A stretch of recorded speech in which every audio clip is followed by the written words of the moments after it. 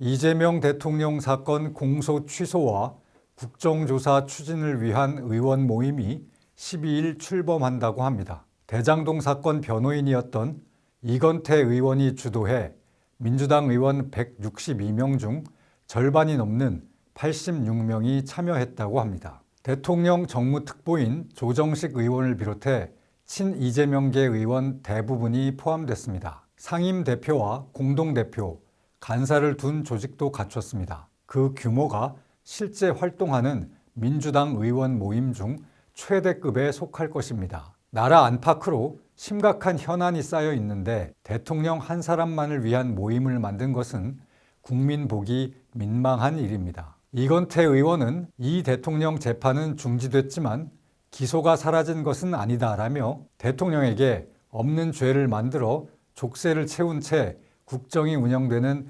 비정상적인 상황이라고 했습니다. 그러면서 조작 기소를 밝혀야 한다고 했습니다. 이들은 전국을 돌며 이 대통령 사건의 공소 취소를 촉구하는 기자회견을 열고 국회 국정조사도 추진할 계획이라고 합니다. 이와 별도로 이 대통령 공소 취소를 위한 1000만 서명 운동을 제안한 의원도 있습니다. 이 대통령이 받고 있는 5개 재판은 모두 중단된 상태입니다. 이 중 대법원에서 유죄 취지로 파기환송된 공직선거법 사건을 제외하고 대장동, 위례, 성남FC, 백현동, 대북송금 사건 등은 1심이 진행 중입니다. 1심 판결 이전에 검찰이 공소를 취소하면 이 대통령에 대한 기소 자체가 없던 일이 됩니다. 재판은 종결되고 이 대통령은 퇴임 후 재판 재개를 걱정하지 않아도 됩니다. 여당 의원들이 법원 판결이 아니라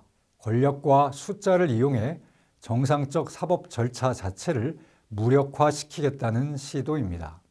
이 대통령은 자신에 대한 12개 혐의 대부분에 대해 조작 기소라고 해왔습니다. 쌍방울 대북송금은 희대의 조작 사건, 대장동 사건은 윤석열 게이트라고 했습니다. 그렇다면 이 사실을 재판에서 증명하면 됩니다. 그러지 않고 대장동 사건에 대한 검찰의 항소를 막았습니다. 위례 사건은 검찰이 알아서 항소를 포기했습니다. 모든 국민이 거쳐야 하는 사법 절차가 대통령 앞에서 멈추고 왜곡되고 있습니다. 집권당이 곧 문 닫을 검찰을 압박해 공소 취소를 끌어낸다면 민주법치국가라고 할 수 없습니다. 그렇게 되면 결국엔 이 대통령이 타격을 입을 것입니다. 설사 정권 재창출이 되더라도 두고 문제가 될 수밖에 없습니다. 이 대통령은 집권 초 민주당이 재판중지법을 추진할 때 이를 중단시킨 적이 있습니다. 이번에도